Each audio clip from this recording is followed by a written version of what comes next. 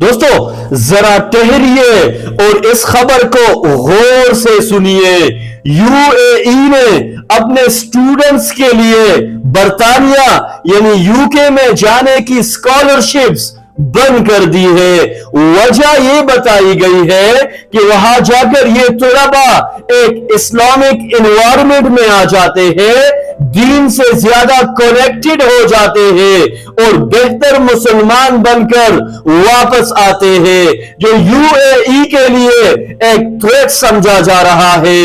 اب یہاں سوال یہ پیدا ہوتا ہے کہ کیا اچھا مسلمان بن جانا اب کسی ریاست کے لیے خطرہ بن چکا ہے؟ کیا ایمان اور دین سے وابستگی اب ایک سیکیورٹی رسک بن گئی ہے؟ آج ہم اسی سوال کا جواب تلاش کرنے کی کوشش کریں گے۔ دوستو اللہ تعالیٰ نے قرآن مجید میں شکر اور ناشکری کا اصول بالکل کلیئر کٹ بیان کر دیا ہے، اس میں کوئی کنفیوژن نہیں۔ اللہ فرماتے ہیں کہ اگر تم شکر کرو گے تو میں اپنی نعمتیں بڑھا دوں گا، اور اگر تم ناشکری کرو گے تو میرا عذاب بہت سخت ہے۔ یہاں اللہ تعالیٰ یہ نہیں پوچھتے کہ تم اس نعمت کے ڈیزرونگ تھے یا نہیں، یا یہ بھی نہیں پوچھتے کہ تم نے کتنی ایفرٹ کی، بس ایک بات پوچھی گئی کہ جو دیا گیا اس کے ساتھ تم نے کیا رویہ اختیار کیا۔ شکر صرف زبان سے ادا کیا جانے والا ایک سٹیٹمنٹ نہیں، بلکہ شکر ایک عملی ایکشن ہے۔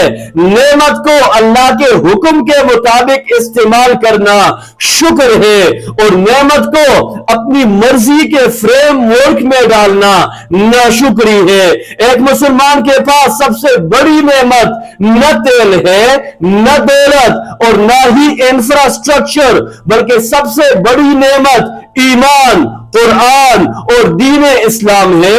اگر ہم حلال کو حلال مانے، حرام کو حرام کو حرام سمجھے اور دین کو سلیکٹیو بنا کر اپنی مرضی سے استعمال نہ کرے تو یہی اصل شکر گزاری ہے۔ دوستو ذرا یو اے ای کی تاریخ پر نظر ڈالیے۔ آج کا یو اے ای دیکھ کر دنیا امیزڈ ہو جاتی ہے، لیکن ایک وقت تھا کہ یہی زمین ریگستان تھی، لوگ اونٹوں پر گزارا کرتے تھے اور 2 وقت کی روٹی ایک بڑا چیلنج ہوا کرتی تھی۔ اللہ تعالیٰ نے ان پر نعمتوں کی بارش کر دی، تیل دیا، وسائل دی، دولت دی، اور دیکھتے ہی دیکھتے یہ ریاست ایک ریجنل پاور بن گئی۔ یہ سب کچھ کسی غیر معمولی پلاننگ کا نتیجہ نہیں تھا، بلکہ خالصتاً اللہ کی عطا تھی۔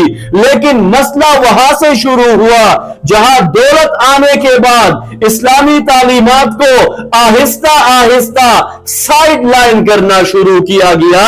نظریات بدلے، قوانین بدلے، اور سوسائٹی کا مائنڈ سیٹ تبدیل ہونا شروع ہو گیا۔ آج صورتحال یہ ہے کہ اگر کوئی اماراتی طالب علم اسلامی ماحول میں جاتا ہے، دین سے جڑ جاتا ہے اور اسلامک آئیڈیالوجی میں ڈل جاتا ہے تو ایسے ریاست کے لیے رسک سمجھا جاتا ہے۔ لیکن اگر وہی طالب علم امریکہ، فرانس، آسٹریلیا، حتیٰ کہ اسرائیل جاتا ہے تو اس کے لیے اسکالرشپس بھی موجود ہے اور دروازے بھی کھلے ہیں۔ دوستو یہ صرف ایک پالیسی نہیں، یہ کھل کر ناشکری کی مثال ہے۔ دوستو شیطان ہمیشہ انسان کو یہی دکھاتا ہے کہ تم بہت پروگریس کر رہے ہو، تم ماڈرن ہو، تم نے بالکل درست راستہ چن لیا ہے۔ وہ غلط راستے کو گلیمرائز کر کے پیش کرتا ہے، لیکن اللہ کا وعدہ کبھی غلط نہیں ہوتا۔ اللہ خود فرماتے ہیں کہ اگر ناشکری کرو گے تو میرا عذاب بہت سخت ہے۔